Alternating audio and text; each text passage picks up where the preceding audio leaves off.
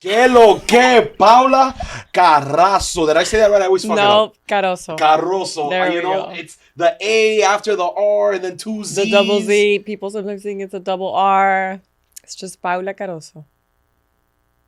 Okay, so the I last miss time, you, I man. know, dude. What is going on here? It's been 2 years since I've seen you. No, I saw you last year before I moved to New York. But wasn't that 2 years ago?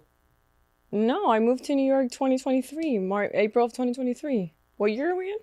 2024. That it just seems like a long time. I know. It seems like a very long time. It does. But I'm so happy to have you here. Fucking, we have Victoria's Secret Angel. She left her wings at home. I did. We have... I had to drive here in the rain instead of flying. Miss Corina Machado Jr. Fucking communist defiler. Fucking, we do not take that shit.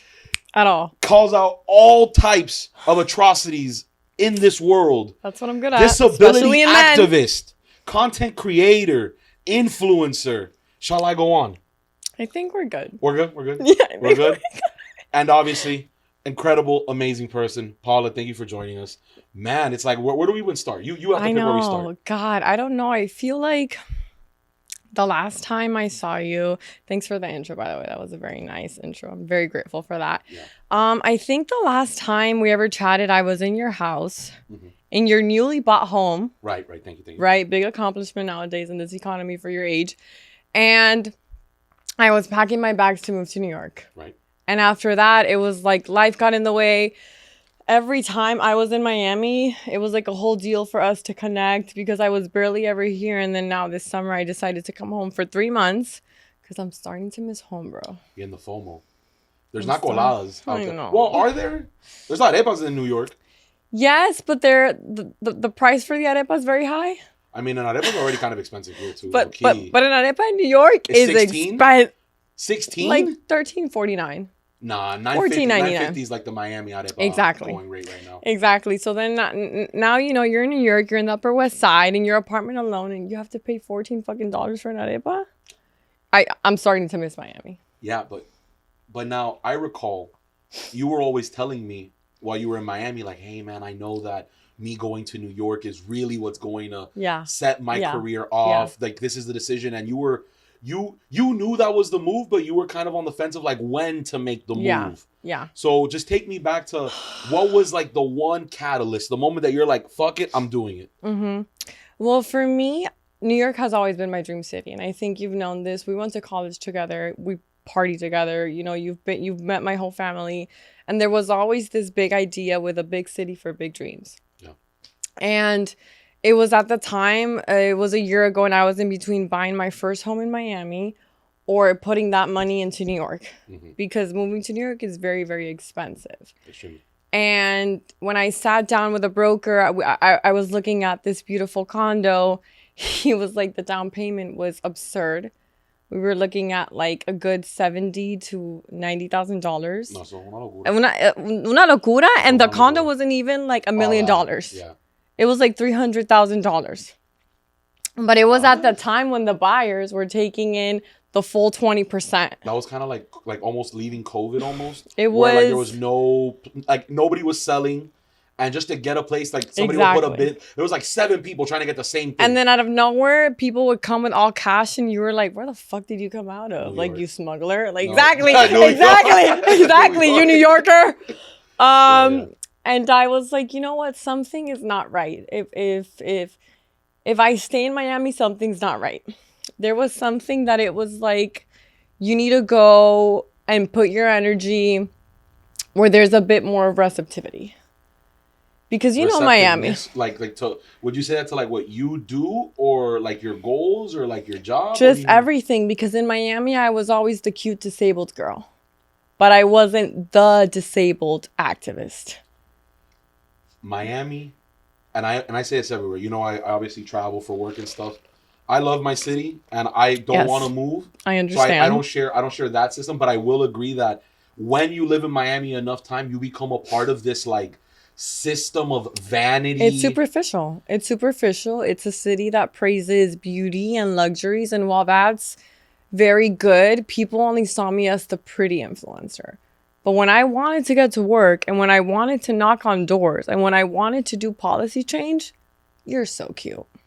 You're a pretty disabled And they were chamaquito, you like you're a pipsqueak. Like, what are you talking about? Exactly. And when I got to New York, it was like, oh, this is where I can work. This is where I can get the job done. This is where the opportunities are. It's a democratic state. Oh my God, you took the words out of my mouth. I was like, dude, like, so, that makes a lot of sense because fucking, like, they're more liberal, so you can... But they're too liberal. No, and look, I fucking love New York, but sometimes I step out of my apartment and I'm like, can somebody please take me back to Miami just for like a weekend? Because people in New York, they go all out. And while I love that, I love the energy. The main reason why sometimes I'm like, I need to go back home is because the politics in New York are fucked up. Dude. Fucked up. And I would love to get your perspective on what happened with like all the migrants when they were closing down the schools, when they were literally saying, yo, we're going to take your kids out of school so we can put illegal immigrants in these public schools because we don't got any cribs. Yeah. That stuff, obviously the inflation, the cost of living, pero no eso es crimen. Like half of the cops stopped working, all this influx of people, you don't know who's who. And you know que me resinga a little bit in politics is like, dude, you have hardworking families that pay their taxes, that did their due diligence, did exactly what you asked. But you get to cross the border, and right now we'll give you Medicare food stamps. Well, I mean, even right now, I'm a part-time resident there. And when I sat down with my accountant, and he was like, we're going to have to pay some taxes in New York. And when we sat and did the federal, city. When I sat down and I did the math, I'm like, I guess I'm not going to be able to save until I go back to Miami. Because when you really break down the pricing and the brackets of the price that it costs to live in New York, to obey the tax laws, and then you go out into the city and it's a fucking circus. And I understand that's what New York is, right? Because New York is like that freedom of expression. But when you're there as a single disabled Latina woman, you're like, come on. Shit. You're kind of just like, I don't know if I could do, like, I don't know how... You know, it's like, I don't know. I always saw New York as a business opportunity. Yeah. I never saw New York as me living there permanently or, you know, getting married and living there. I mean, in a perfect dream, I see myself being bi-coastal, you know, 2 cities at once, kind of what I'm doing right now. But as a single woman living alone, shit's fucking hard in New York. Yeah. Shit is fucking hard in New York. You mean like from an economic standpoint, you mean like from a almost like a societal, like you feel lonely standpoint? Because I can't, and I'll say this, I can't, from the outside looking in, I can't see you as lonely. Like you have a bunch of people that talk to you. I mean, financially. Yeah. Financially, like if I were to have stayed in Miami, you'd be up. It would have been like in my condo, you know, doing my thing, going. But in New York, you're like strawberries, $15. No, thank you. Un pedazo de pan con queso, $10.49. No. Un café, $7, $8. Yo, paying $10 for a latte is sacrilegious. I'm sorry. So, but then you see, and this is where I'm like, capitalism is a fucking machine, bro. Because you see people that are struggling to pay their rent. You see people that are working 4 jobs to live in New York. With their fucking matcha latte, Coco Chanel. And I'm a victim. I'm a victim myself, okay? Okay? Tell people the truth, man. But, like, you're like, shit. Like, this shit is crazy. Like, you know, like, the psychology that goes behind it, and it's fucked up. Can I tell you something? You know, I have become more of a let me outsource work. My time is worth more than money. Like Absolutely. You're Venezuelan, I'm Cuban. So we grew up in a scarcity mentality of like, tengo que conservar, nadie come de toda la comida. Corten la servilleta por la mitad. Yeah, for real, because it's like, we have to conserve, we have to save. Yeah. But now, you know, as an entrepreneur, I'm like, dude, my 2 hours that I'm going to spend just trying to cut, like, save a corner. Bro, I'd rather just pay somebody to do it and it's done, and now I don't got to think about it. Absolutely. And I think a lot about that now That's very New York, though. That is so fucking New York, because now that I live there and I really, like, I have my own apartment, right? And then I have to clean my own apartment and I have to cook my own food and I'm fucking disabled. And I got to the point where I was like, I'm hiring a maid. I'm hiring I'm getting food prep. Yeah. And I'll make 10 fucking TikToks in each hour that I spent, you know, to make the money back. Because literally. I am the kind of person that my rich life is buying my time. Yeah.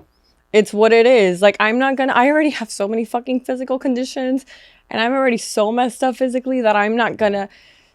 First of all, I cook so bad. I burn everything. That's number one. And number two, I end up with like back pain and knee pain because I was standing in the kitchen for 3 hours. And when it comes to cleaning, it's like I can't move the next day. So I'm like, my rich life is buying my time. Yeah. And buying my peace of mind. And not only that, then like with the time you save, you can put it back into what you do.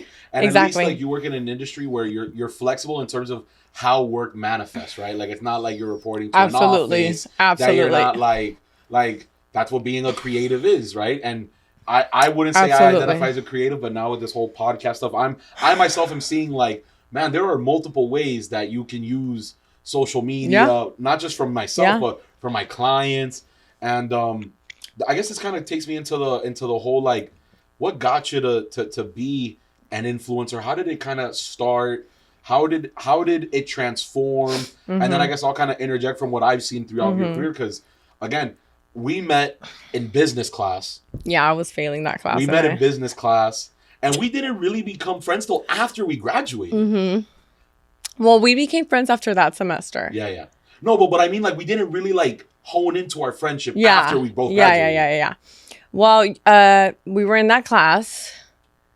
I was studying PR and business. I went out and I tried to get a job, but the fucking discrimination when it came to being a disabled employee was crazy. I have a disability, by the way. I don't know if...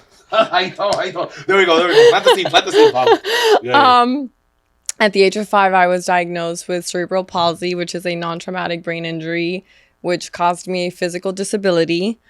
And then, of course, growing up with a disability has its many trials and tribulations, from discrimination to stereotyping to being a daughter of immigrant parents who were born in Venezuela and had a perfect life and had to leave everything behind to come to the U.S. for my well-being and for an improvement of my life. Went to FIU, graduated, tried to get a job, but it was kind of always like, I have a disability, but it's temporary. And like, I have a disability, but, you know, I could lift 20 pounds. I have a disability, but like, don't worry about it. Like, it doesn't affect me in any other way. Yeah, like it's always this gray area where you're trying to tell the employer, like, look, this is, but it's not going to affect how I work. Like, you can hire me. Yeah. Like, I can guarantee that you can hire me and you won't be held liable. Like, that was always like my mindset. And I was in the fashion industry. I was in the beauty industry. I was in the fashion industry. Very, very catty, superficial industries. And there was a time where I was like, Miami was still slowly growing in the PR fashion field. And the positions were very entry level. Yeah. So I was like, I am making probably like 13, 14 bucks an hour. I'm not happy. I don't like my boss. My boss doesn't like me. What are we doing here? And then I just started creating content. And then little by little, shit started popping off. Brand deals started coming in. I started making more money off the brand deals than I ever did having a desk job. I know, but you know what's so crazy? It's like, and this all kind of came from your experiences where you say like, hey, like, esto me va a ir mejor que if I go this traditional route. Like, I feel like growing up, we're told like you have to follow this trajectory. I grew up with an entrepreneur dad. So I saw my dad managing all of his businesses, restaurants, to then going back to getting a job porque no le fue bien, to then going back and trying and hustling, to then getting a job, to then hustling. So for me, that was more like it was injected in my DNA. You know, it was like that hustle and that strive and that hunger. It was like, that's all I knew. Yeah. Right. And then I had like a perfect mom who had a job all her life. So I had like the best of both worlds, But ever since I was a little girl, I knew that I wasn't gonna have your typical. I knew I wasn't gonna be your corporate girly. Yeah. Because no, like it's not for me. And I knew I was always gonna be creative. But you code switch. Yeah. You can be the corporate girly. I get bored. That's my thing. Like Geminis, like we get too bored. Bro, if we're two-faced, two two-faced, to this, to that, to this. Yeah, it's and for me, it was just like, I know I have a story to tell. I know I need to advocate for certain things, but how can I do it, right? No. And that was at the time when social media was starting to boom and blow up, and there was the TikTok era, and it was like all of these things. And I was like, well, I guess I'm just gonna create content to like share what I've been through in my life, and the discrimination and the stereotypes, and that disabilities don't have to look terminal. You don't have to look chronic. You could be young, you could be skinny, you could be hot, you could be whatever you want to be. You could also be disabled. Like nobody cares. No. You know, and then with that mentality came a whole community that I never knew existed. And you brought those people together. Well, it was like a collective. See, but what I'm saying is that like at the end of the day, like you and this is my outside looking in. From what I've seen you since college to now, it's like I remember I went to your event in the Lincoln at the Lincoln Brewery in Miami Beach, right? The Disabled Diaries. Yeah. And dude, and again, as a very much able-bodied person, I don't think about none of that shit. So I go there and I'm like, dude, I didn't know there was this many people that were just like Paula. I honestly thought you were a unicorn. Te lo juro. Te lo juro. That I was a unicorn? Yeah. Yeah. That's Miami though. Yeah, and I never, right? And you don't see that shit, and obviously you don't put yourself in those situations. So. And I think that's why I'm look, I love Miami, and I'm always gonna thank Miami because Miami did give me that opportunity to redefine disabilities in Miami. Because when I started, it was just me and my friend Marsha L. that really started the disability modern movement in Miami, like on a social media, beauty, fashion type of way. Yeah. We were the ones that started that. So, of course, I take immense pride in that. But at the same time, it's like, it's kind of when you're in a relationship and you know you're going to hurt yourself in the long run. Like, it's going to be tough. If you stay. If I keep going, I know it's not going to go. It's not going to develop where I want it to. You know, and that's kind of how I was feeling about Miami in 2023. I'm like, well, I know there's a world out there where I can do the thing and like where that world was, and I knew where exactly. Mm-hmm. And it was like, so I could always leave and I could just come right back. Like Miami's not gonna Miami's gonna sink, but it's not gonna sink anytime soon. But I mean it's raining outside right now. I mean your neighbors out there in New York might say otherwise. True. But you know, I was kind of like that time in my life where I'm like, I only have this amount of money in the bank. I have to do something with this money. Either I put it in a house or I put it in an investment or I put it somewhere where I know I can control and manipulate the ROI. And where I could control and manipulate the ROI was putting it in my career. And now, since moving to New York, what has happened? What has developed? Shorty grew wings! Shorty grew wings! Yeah. So I'm in New York. It was May. I was literally still unpacking my boxes because I moved in April 7th and I get a call May. Do you want to be a Victoria's Secret model? Offer it first month. Just and I was like, oh, okay, New York. Okay. I guess that was a fast start. I show up on set.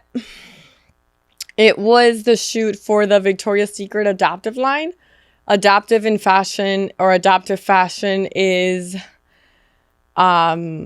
creating clothing for disabled people with different limitations or abilities. So the bras have a magnet strap at the front. So instead of having to struggle or flip it or do the whole thing, like I mean, even for you guys, I've heard it's a bit easier now to for men bras. You know, no, when you're sleeping with a girl. The dismount. Yes, no, but there's something so elegant of the. Let me just. I remember in my younger days. That is the surefire way to kill the mood. Absolutely. Que tú estás ahí. Absolutely. You're just there like, wait, espérate. Wait, turn around. Anyways, going back to the advocacy, it was this line designed for disabled women, disabled people. And I get the call to be the model, to be one of the models, one of the many models that, we're going to model the line. And I showed up with my wings. Like, it was my job. But you already had the wings before. I already had the wings before. For you. Oh, yeah. Do you think that your experience with Tommy Hilfiger, because that's not the first adaptive clothing line that you've modeled for, do you think that like was kind of like the foot in the door? Do you think they kind of knew of you through your influencing, or do you think that like I guess what I'm asking is like the prior experience, did that help in getting that, or was it something where was it like you saw it, or like how does that type of stuff, because again the way how I in my industry I have to go fucking hunt you down and I have to make my ask like, yo, I can do this and this, and I'm your guy. Is that kind of how an influencing modeling it is, or is it like they just know of you, or you just get on their radar? Like, how does, you know what I mean? So the thing is that nowadays the media and the modeling and the influencing industries are super displaced, because I've never been signed by a modeling agent. No modeling agencies have ever wanted to sign me. I've applied to like 30 modeling agencies. Until this day, nobody has signed me. I'm an independent rapper. I'm an independent motherfucking rapper. I'm not signing no label. I'm not signing no label. I own my shit. Thank you. So, but the thing is, when you're part of a community, people know about you. People know of you, right? And I think what helped me a bit in the modeling industry was that since you're already part of the community and this type of clothing is catered to a specific part of the community, you already have a specific, exactly. Or you already have rapport. You already have name recognition within it. That, and you don't really have to like go to an agent and source the information. Like, these brands don't really have to like. You were a very strategic partner for VS. Yes, and at the same time, it's like they didn't have to go through an agent because I'm independent. So everybody kept their money. Yeah. We all keep our money. And at the same time, it's like you get to speak directly to me. So it's not like, let me speak to my agent so that my agent can speak to their assistant. And it's like, you could just fucking call me because I handle all my shit anyways. Yeah. So that was one part. I did have another agent come in to negotiate the whole thing, because with Victoria's Secret, it was like, we're going to print your picture and it's going to be at the store for a year. And when they get into like that whole mess, I'm like, I don't know what the fuck you're talking about. I'm an independent, but to a certain point, take that side of the business to somebody else. But point being, when you're part of a specific community, they know to only search in that community. Right. So they're not really looking for like your typical model, girl, and like she has to be 6'5" and look like a skeleton. No, like they're looking for a face. They're looking for a body. They're looking for somebody to carry this. Who in the community is going to get the job done? Yeah. And, they picked many of us that did it very eloquently. So, as a friend, can you put in a word for them so I could be their model too? No. I think I could be. You don't think I could have wings? No. I don't think you'll be able to fly. Like 2x. You might have to be like 2x sized wings here, but I can get down. I don't know. Cano? No, I don't think so. You think they'll like the Naruto tattoos? No. Eso tampoco. No, I don't think they'll like that either. I think you should stay in politics. That's where you thrive. Imagine I can become a political model. I mean, aren't you one already? Damn, Paula, if you keep gassing me up, my head might explode and it'll fucking have brains all over this. That's just what best friends do, just gas each other up despite the hard times. No, but fuck. Okay, check me out. So that was obviously very moving. That was obviously very major. You know what I mean? Like, to have that honor to do that stuff. But what would you say has been your most memorable, I guess, job or partnership, or what would you say is your most rewarding, I guess, a feature or job that you've done? Oh, fuck. I mean, Victoria's Secret was pretty up there, right? Because it's like Victoria's Secret, right? Like as a little girl, you grow up looking at these models and none of them seem reachable. O ninguna, they don't seem real. Y ninguna tiene celulitis. Sí, right? Sí. So like when I showed up, I was modeling with other disabled models, with other Victoria's Secret models that weren't disabled. Mm-hmm. So it was really nice to like see that interaction and see the authenticity and really see the difference, like how far we've come. Because Victoria's Secret as a brand has also had to change a lot to meet the current consumer face to face. Also the cultural kind of paradigm too, like with all and you know, we could call it wokeism, we could call it just like this. You could give it whatever name you want. Call it whatever the fuck you want. Clearly a shift in how, you know, beauty standards are versus 20 years ago to now. Exactly. No denying that. And of course, like everything, the campaign received its backlash, and of course there were negative, you know, comments about it, and people, you know, were saying in the comments, bring the old angels back. She doesn't even look like a model. She's not pretty enough. She's not, but like my job is not to be pretty. My job is not to be a fucking Victoria's Secret model. My job is to make a change. And being told that I'm not a Victoria's Secret model and to bring the old angels back, it's exactly I got my job done. Yeah. So I was like, check, thank you. I could go to sleep now.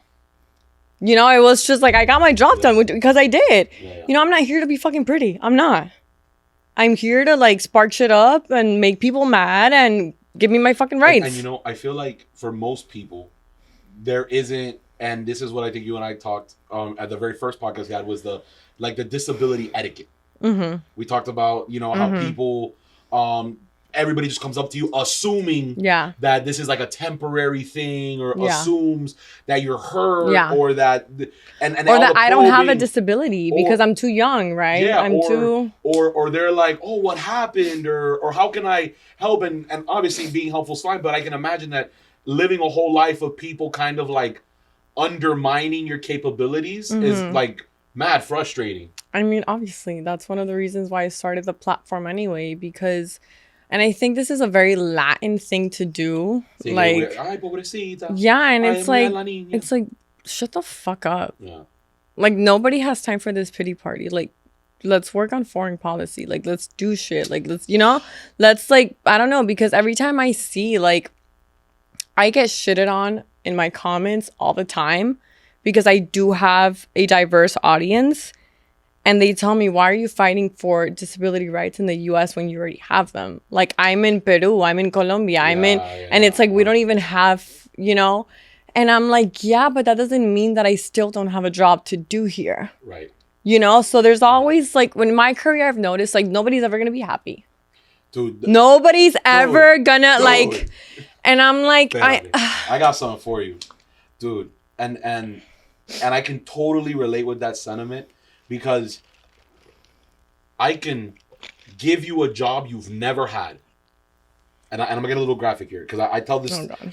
this is my locker room talk. But, you know, this is a more rated R podcast than I've done with my other people. Listen to this. I can give you a job you've never had.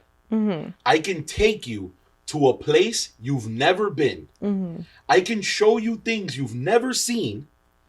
I can help you make money you've never made, and I can help you connect and have these experiences, and then you'll be like, ¿y la comida?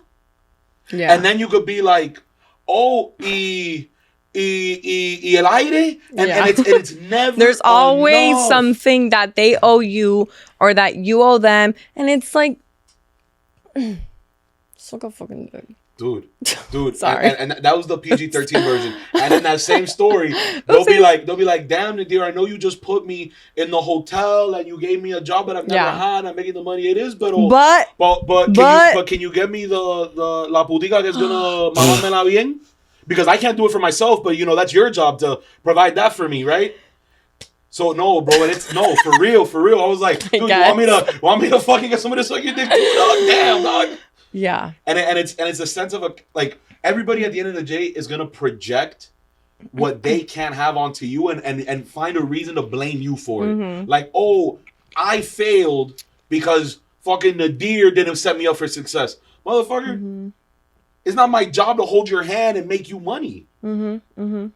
So no, I got a little triggered by what you said because I was like, bro. Yeah, because there's always like in these types of industries that we're in, it's like nobody's ever gonna be happy. There's always something. There's always like an extra but, an extra what if, an extra fucking something. And I think that just goes to show the society that we live in that it's like we're so complacent. Like there's like it's never enough. It's the system that we've been brought into. It's like the consumerism, like I absolutely like instant gratification, 1,000%. But you and I both benefit from it. We do, but I've learned to detach myself from it. Like I don't depend on it as much as I used to. You know, and again, like I wanna get vulnerable too in this regard, which is like, because I wanted to ask you something. I was gonna ask it later, but we're already here, which is like, how do you? You want to know who I'm dating? Yes. Okay. Yes. We want to know who are you dating. I'm not dating anyone like exclusively. No. In New York, I was kind of seeing somebody, but that had like no fucking like. That's the other thing. Like I'm at the fucking point in my life where it's like, si tú no sumas, get the fuck out of the door. Like I have my own apartment. I pay my own bills. I don't ask my parents for shit. You're here on my time. No. Like in a way, like not entirely, but like, so that went down the drain. Thank God, because it was gonna go down the drain like sooner or later. But I don't know. Right now, I'm enjoying my time because I feel like whoever comes in now, I'm gonna start making an effort to take them seriously. Porque el anillo pa' cuando. But also because that, but like not that. Because, you know, I don't really care for like being married now or like in 7 years. Because my time is going to come. Like, you see, I have like a weird read on you because you are a very family conservative person. But then when I hear you speak, I'm like, who is this American modern shorty? Is that the New York creeping in right now? That's just me because I'm more American than I am Venezuelan. I got to this country when I was 5. So yo lo único de venezolana que tengo es que como cachapas y arepa. Y el acento. Muy poquito. Pero de resto, muy poquito. Pero de resto, I'm American. Yeah. Like if you see the way I analyze life, if you see the way, like in between Itza and I, my oldest sister, you know her, and even Sadie, which she's the baby, I am full-bred American. Y esas dos venezolanas. Pero venezolana, like venezolana. Y yo, americana. So I've been inaugurated into a large Venezuelan family. Yeah, you have. Thank God. Dude, it was about fucking time. Yeah. No, Giselle has 8. El niño estaba perdido. But I was found. I was found like in a fucking basket saying "Do not touch," and Shorty se puso la mano a la candela. So check me out. So I go into this Venezuelan family, and again, like me growing up fully Cuban, I obviously know how to respect somebody's family. I know how to be proper, but bro, Venezuelans take it to like a whole nother level of prim and proper. Yeah, and I remember Giselle telling me like, if you come and meet my mom for the first time, like in chancleta. Type shit. Like, oh, you better come in like pants and like close to shoes. Dude. You better come with flowers. Like, dude, you know what's the thing about me? Every guy I date, like even if I'm dating them for like 6 months, you don't get to come to my house yet. You do not. That was my problem. You don't get to come to my house until I have fully, because if you embarrass yourself in front of my dad, you're going to discredit me in front of my dad. Not even my mom, because my mom is a bit more lenient. But if you do some shady shit in front of my dad, I won't be able to move past it. Yeah. Because my dad is like the head of the house, like the alpha, you know? And we grew up with a very like specific set of like codes, morals, ethics. And if you come to my house and if you fuck some shit up, we're done. No, and then the thing is that, bro, Venezuelans are never going to forget. Like, we will never forget. We never forget. So, for example, my biggest mistake was, and I've smoothed it over with Señora Plácida, right? Sorry, Señora Plácida. Yeah, that's Giselle's grandmother, which is the mother of 8 daughters, 7 of which are here. All the tias, they all get along. So I remember the first day I walked into Giselle's house, I was literally greeted by a whole sala full of tias. Yeah, because we're all rating you. Bro, yes. And then just I was like, you better wear a bunch of cologne. I was like, I don't even like cologne. Now I wear cologne. Like, you have to. No, it's cool. You know, it's like Cubans, unfortunately, are a little more ghetto and we let things slide more. Yeah. Then Venezuelans were way more proper, more groomed, more dressed up. Bro, I was like, we don't fuck around. No, for real. I was like, Giselle, you're putting on makeup to just walk around your house? And she's like, yes. Well, yeah.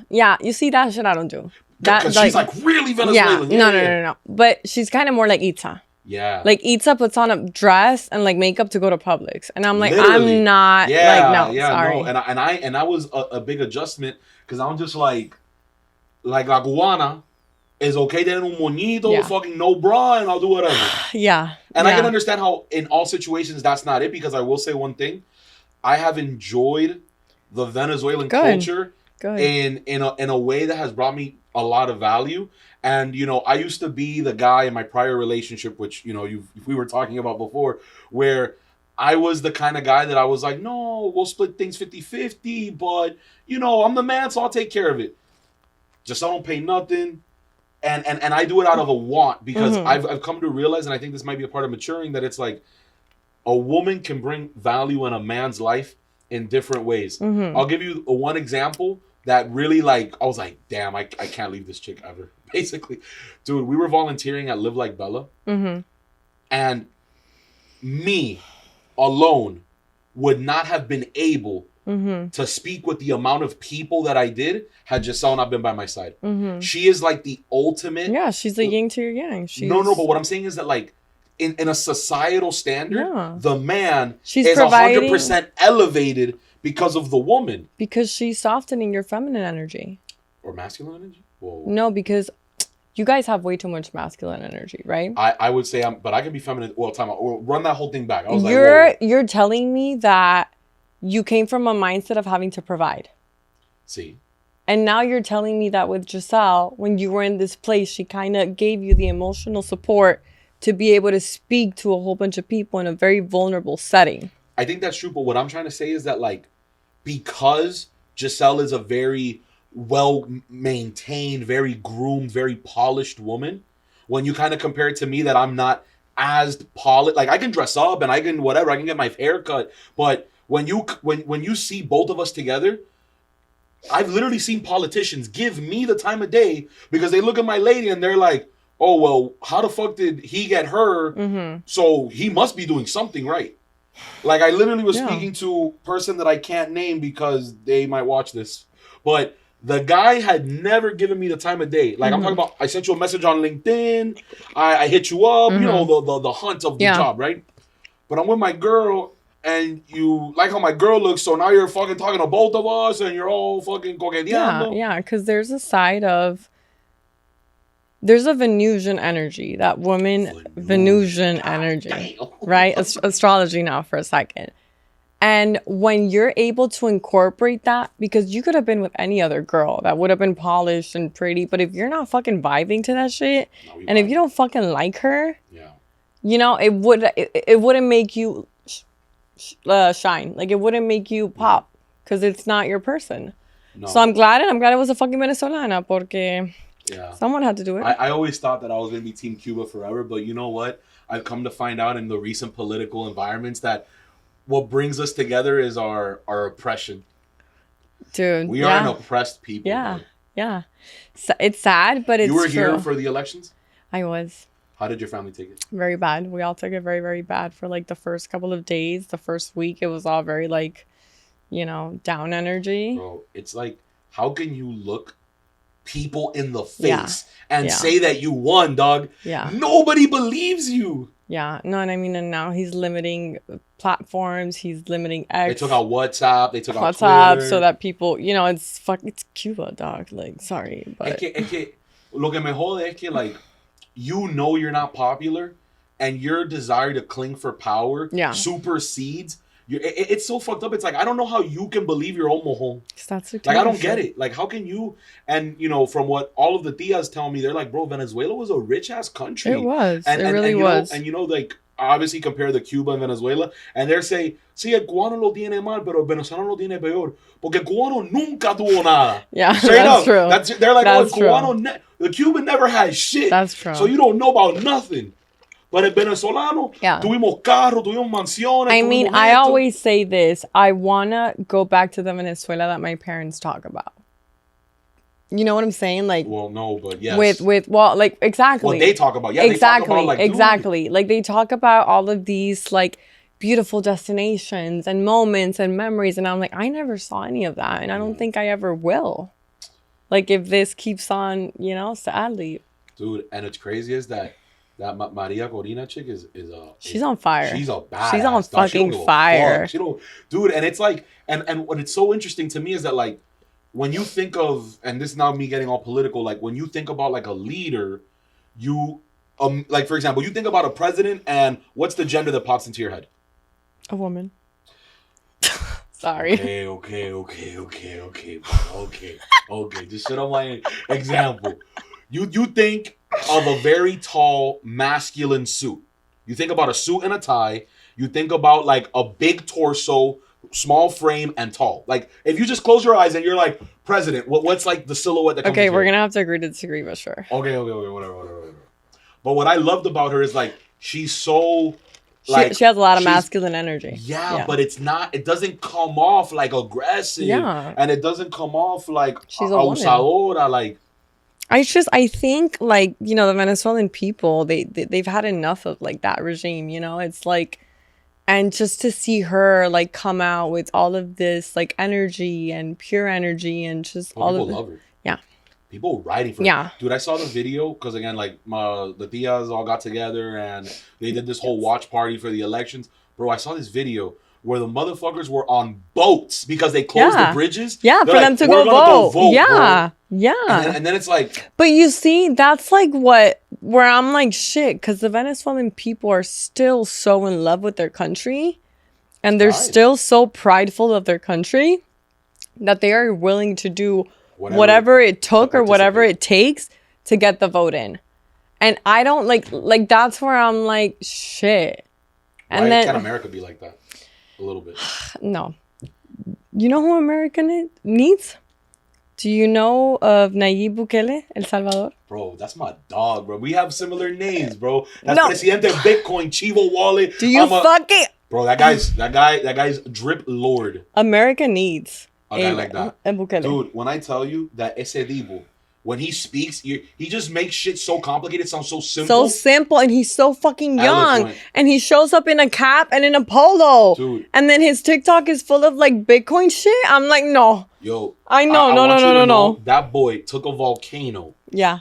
Put a bunch of Bitcoin miners. I was like, this is how we gonna make money. Internet money on a volcano. No, it's crazy.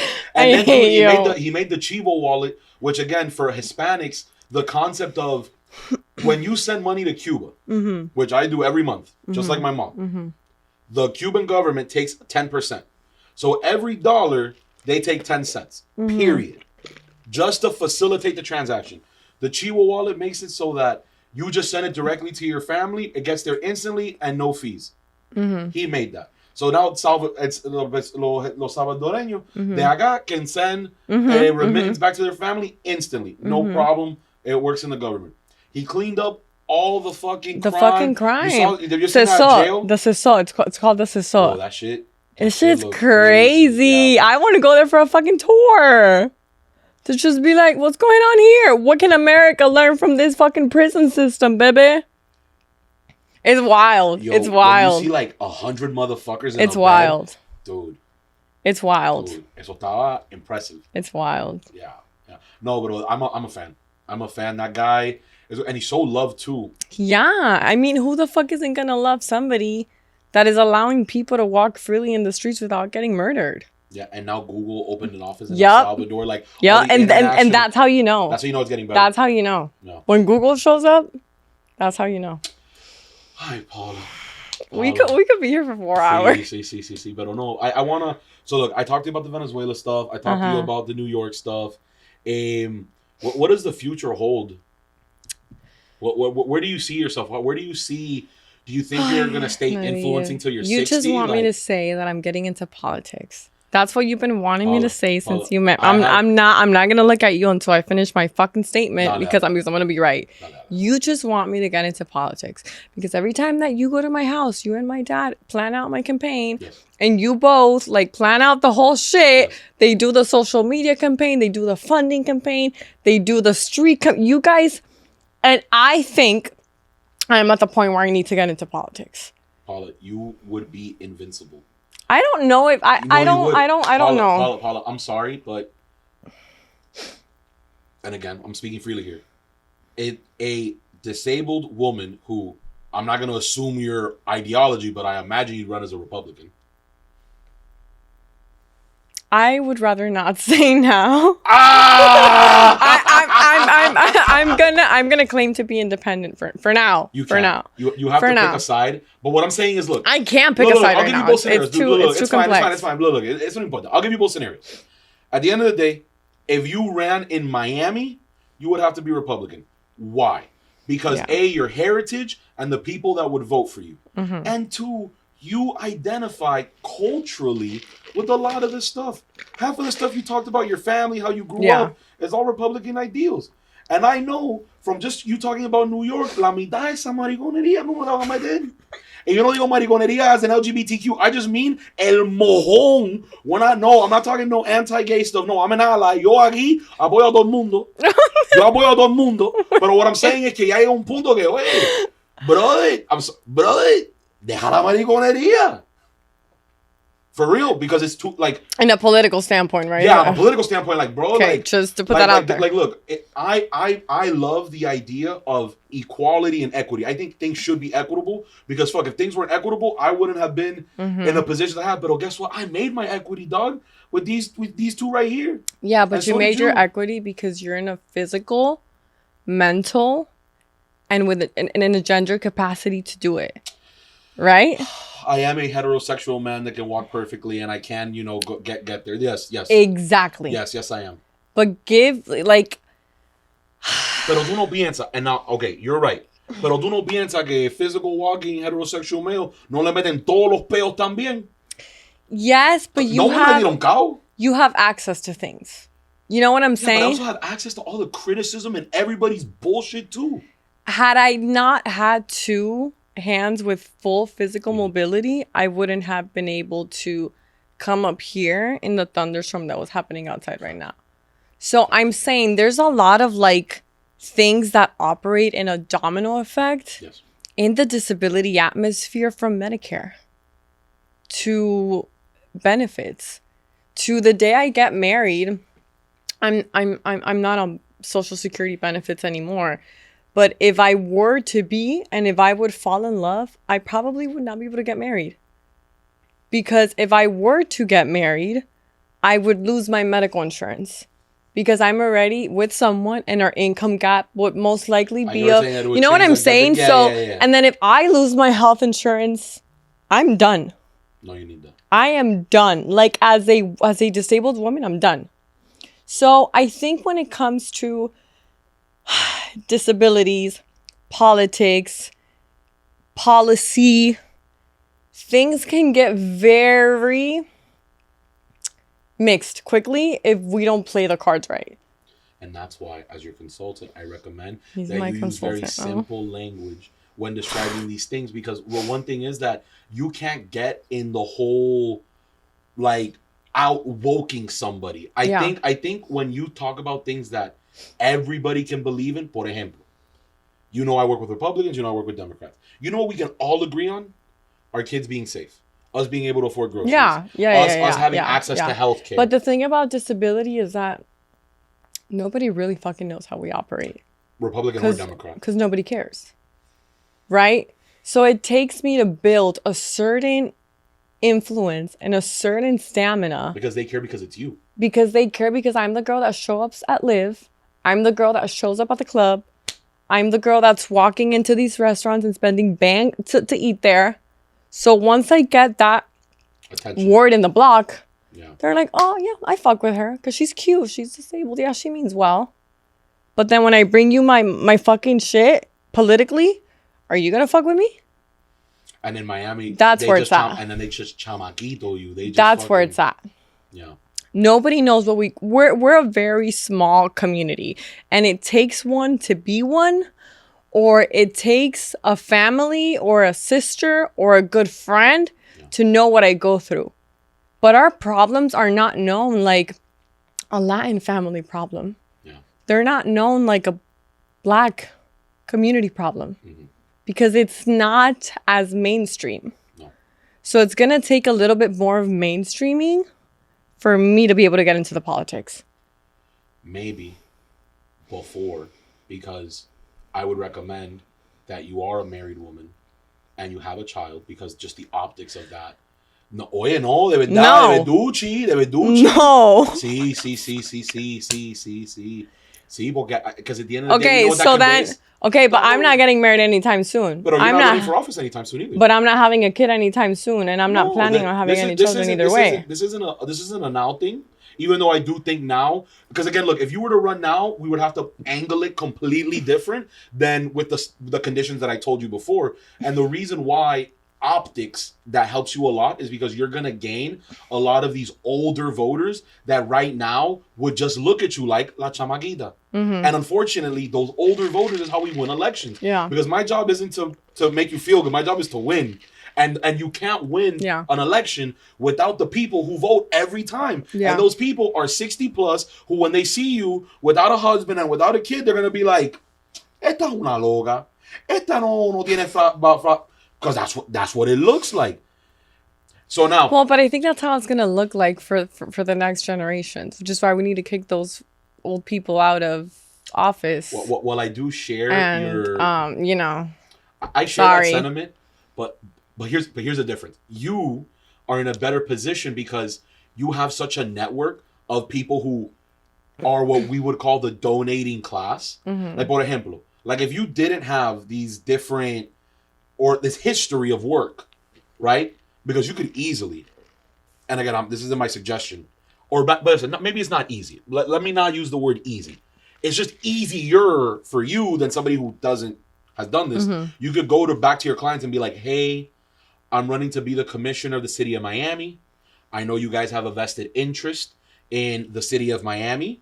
Would you consider making a sizable charitable donation to my political action committee? Well, yeah, we could get into that. Okay, no, I'm not. But what I'm saying is I have no idea how to. No. But what I'm saying is that like you are positioned. Yeah. And this is why I'm literally telling you, Paula, you gotta run. One, an attack on you is an attack on society, dog. Dude, woman, disability, hopefully Republican, hot. Yo, it's hard to combat that, dog, because guess who's gonna be attacking you? Cagalitroso, viejo, come pinga. You know what I mean?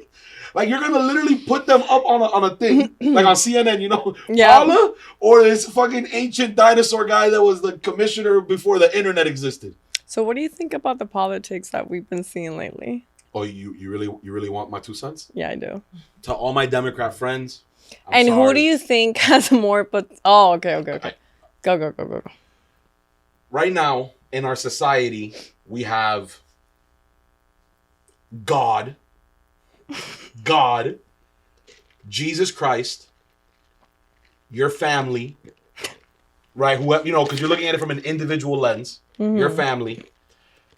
Trump and Biden and Kamala Harris were like down here, right? So I'm just like spectering them, right? The moment that Trump got shot. Trump immediately, like, just, I'm not saying next to God, because I'm not advocating for that at all. But to some people, Trump became a martyr. Yeah. Trump is now a symbol of America. Anti-institution. Bro, you cannot tell me, and again, yo trabajo con todo el mundo, this is my real belief. Este tipo is going to be spoken of. How we speak about George Washington, about how we speak about Abraham Lincoln. I get that. 200 years from now, this guy is immortal. This guy is a walking martyr. That is true. Dude, okay, sure. Dude, I'll give you that. Only that part. You silenced him. You took him off of Twitter. Le metiste una pila de cargo. You tried to put him in jail. You jailed him. You tried to kill him.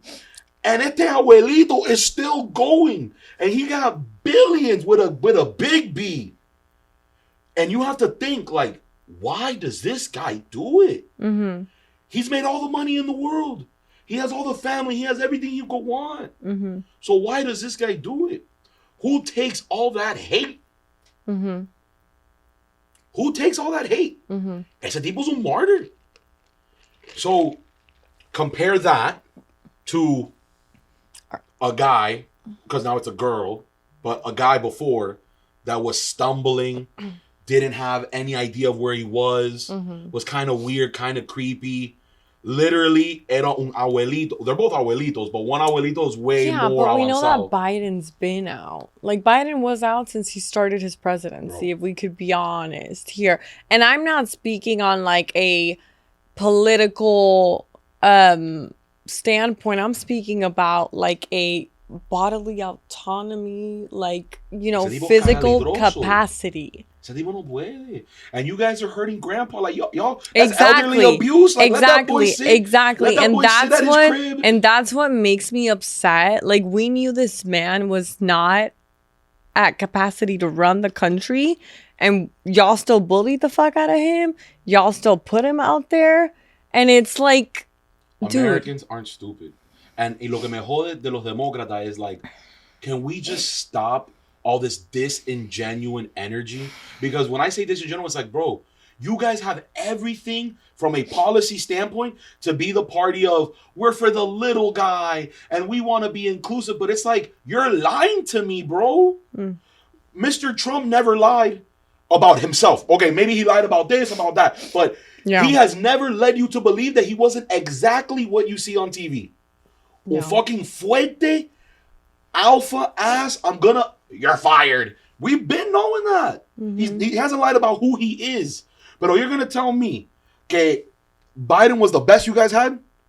And you were backing him until it was convenient?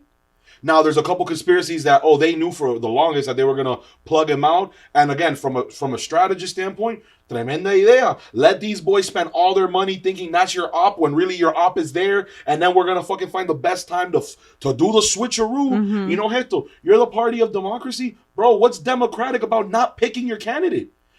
You're telling me that we have a system where the Democrats pick who they want. Esta tipa wasn't picked. It's like, you're it now. And what about all the other Democrats that want to have a shot at the presidency? The Republicans had a 10-person primary. And Trump was elected to be the nominee democratically in our process. There wasn't a single primary for Kamala Harris. Eso no es democracia. So that's my problem. That you say one thing, but then you do something else. So you don't think our girl Kamala has a shot at this? Dude, as much as I love seeing twerking at presidential rallies, because I'm a fan. I am a fan. Meg, please come into this office and do that on this podcast, please. Nadir, get fucking serious. No, I swear. But no, I'm not the one that put ass shaking in a presidential rally. It was them. Obviously, you didn't. Okay, go back to the point. No, we don't need no twerking information Kamala's here. going to have the majority of the black vote. Kamala's going to have the majority of the woman vote, especially the independent woman vote. That is not enough to win. She needs to perform better with white Americans, men and women. She is not going to win the white vote. She is not going to win the Latino vote. She's not going to win the Asian vote. She might win the Indian vote now. And here's the other thing too. Bro, la diva no es, tú sabes, bro. I'm sorry, bro. Like, and this is what I'm saying. Like, can we just be real? I just want somebody to be real, bro. Okay, maybe Trump's not the realist, but bro, Trump's more real than her. He's a Gemini. So is Kanye West. No, we're horrible. The lineup of Geminis is just... The Gemini lineup for this year is not... It's not, yeah. So, for example, when she ran, and again, I'm not hating on the game because I play the game and it is a game of convenience. If I could say that I was... I'm glad you at least admit that. No, like, but I'll tell you straight up, though. Like, this is the game and you're playing the game and you play it well. Yeah. No hay ningún problema. Pero ahora para presidenta, you can't lie to me, dog. And I feel like you've lied to me. And you've lied to all of us. What was the biggest lie? You knew that Abuelito couldn't do it. Yeah. And you told us for 3 years that was your man. He's at the best shape of his life. To throw Abuelito under the bus after Trump gets shot? That's disingenuous.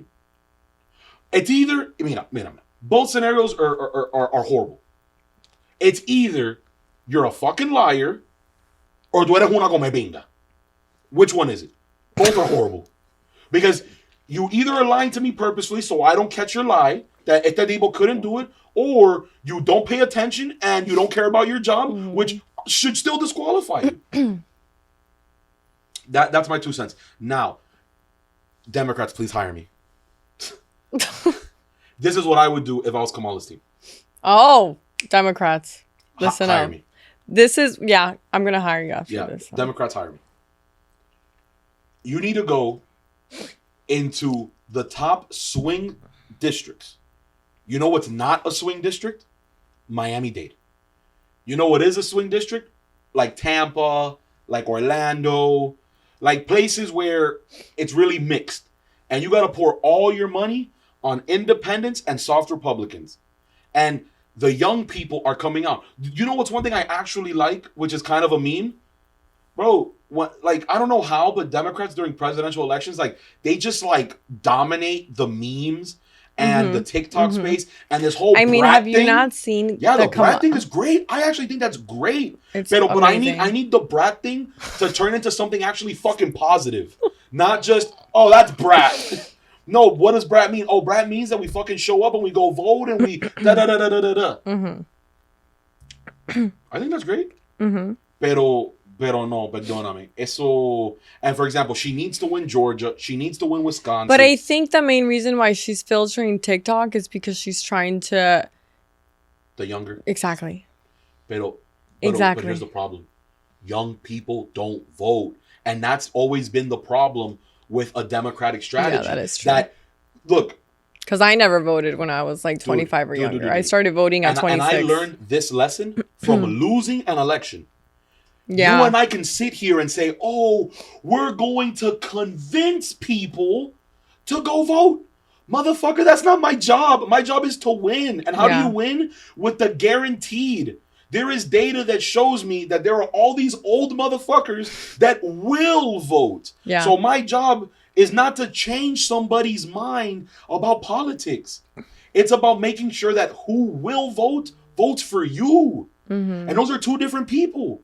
And that's what I told you earlier about you need a husband, you need a kid. Shit, you could have a wife too, I don't care. Eso no me importa, but you need to be married. Because old people like that shit. So you need the old vote, because guess what? Old people vote 90% to young people's 15%. Now, granted, presidential elections are sexy. So there's always a higher participation in the youth. But it's not enough. Because guess what? All these old fuckers are gonna... bro, it's literally 75% of people 60 and up vote. Yeah. And they're not brat. So you have to appeal to them. So how do you appeal to them? With common sense. Not ass shaking at the rally. That appeals to me. But you already... But that is a market, right, man? But it's not the one that you need to win. Obviously not, but they're getting your attention. Claro, pero lo que estoy diciendo es que in politics, there really is not there is a wrong way of doing things, but it's about what is going to push the needle more. You see what I'm saying? What is going to make a bigger impact with this money? And I'm telling you, old independents and old soft Republicans are the most easily switchable. If I'm a Democrat, the only money that I want to spend is on people who I know are not going to vote for me, but that if I can just shave off enough Republicans. Bro, if you're a Democrat, you're going to vote Democrat no matter what, because you were going to vote for a fucking grandpa, and you knew it. So tú estás ciego también. Straight up, you're going to vote Democrat no matter what. So why would I spend money on you? Yeah. I got to go spend money on the people who are not going to vote for me. People who need more encouragement to come to my side. Okay. Older independents, soft Republicans. All my money goes there. The 100 million. So who are you working with now, like in a political standpoint? Can you? All of these NDAs. Okay, these NDAs. well. No, I got you. But like, are you working with like any exciting things? Yes, like I would say it's pretty exciting. I'm helping out at least here in Miami for the primaries. Again, these NDAs don't let me tell you. No. But just. But yeah. I'm working here in the primaries for Florida. If you look at this map. In Texas, I'm going to be out in Dallas and in Houston. Damn, Texas. Hopefully El Paso. Texas is fucking lit. Yeah. Cowboy hats and shit. Yeah, I can't wait to be posted up with OT Mexican and start rapping. I ain't neither. See, I always want... I feel like rappers and politicians are like the same people. They look... They're really the same people. They can be. Georgia, biggest swing state ever. That state, I've already been working in for a while now. But, dude, when I tell you, Georgia is where they're spending all their money... Because, okay, look, when I say a purple state, do you know what that means? No. Okay. It is equally red and blue. Okay. So what happens when you mix red and blue? Purple. Exactly. So that's what we call a swing state. That's a battleground state. So the purple states right now are Arizona, Georgia, Michigan, Wisconsin. Esos son los estados that it could go either by Kamala or it could go Trump. And... those are big states because Georgia has like 23 delegates. Arizona has like 17 or 20. So it's just, there's a lot of people that live there. So winning or losing those states could really make or break who wins or loses. Florida's going to go Trump.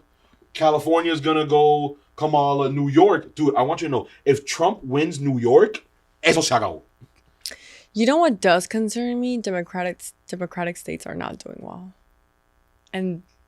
I wonder why. Yeah, but like, what's going on in California right now? Bro, everybody's leaving. That is not... And California, like, was the spot for centuries. I love San Francisco. And San Diego. What we've seen happening after COVID, I'm like... Why am I going to spend $4,000 on this apartment when I could work from home and I could be next to the beach and pay all these fucking taxes for what? I mean, that's exactly what I'm thinking about New York now if they don't get their shit together. But I think it's more obvious in California. Because in New York, I don't feel... Like, the thing about New York is that New York will always be New York because of the people. And its history. But when you look at LA and California, these places have, like... just the Hollywood sense to them. And when those actors start moving out, you're like... It's dying. Something is not... You came here for that sexy allure that's literally and not it's there not, because in New York, you ain't got no fucking sexy allure. You got fucking rats and... Wait, what's your bodega deli? Ayo, let me get a chopped cheese. I literally go to the supermarket that's underneath my apartment. You know where I'm going bodega. Okay, Paula, there's a lot of bodegas I go to, but I don't go to any to buy a stuff. I love the sideline New York where they do like the little New York quiz. I want to do it with you right now. Fuck, okay. Let me get a bacon egg. Bacon egg and cheese. Oh, that. Bacon egg and cheese. Oh, wait, no, I'm going to say you some phrases, then you got to say what they are. Oh, God, okay. If something's valid, it's... Yeah, you can tell you're an implant. Yeah, you can tell you an implant. Give me another one. I want to win this shit. Man, it's mad brick out here. What does that mean? What does that mean? You bugging. Paula, what does this mean? I don't fucking know what it means. I'm telling you right now, I'm being fucking real. I literally got there, rented an apartment, and I stayed there. That's it. Shorty's an implant. That's one. Yo, I'm jacking this cane, yo. No, you're not. I can't walk without it. No. Jacking is like, oh, I like it. It's nice. You see, I have no idea what these words mean. Because see, the Miami lingo is like, I'm stealing your shit. I have no idea what any of this shit means. Guess I'm a Miami girl forever then. Forever. Oops. But do you think, okay, have you kept that Miami accent when you speak out there? Absolutely. Like. Absolutely, especially the like. Oh, man. I'll be home soon. Just give me like 2 years and I'll be back here. Paul, I think that's it. I think we're gonna. I think we could keep going, but for the sake of the views, we're gonna cut it right here. We're gonna do it. Pero oye, escúchame. for your official campaign video, what would you like to tell the voters? Let's fuck some shit up. Yeah, esta es una demócrata de verdad. I think we could fuck some shit up in a conservative way. Oh, I think because there's a lot of fucked up shit right now, guys, in both sides of the politics. So, but I think we could fuck some shit up. I don't know when, but hopefully soon. Oh, thank you for being with us. Love you. Thank you. Bow.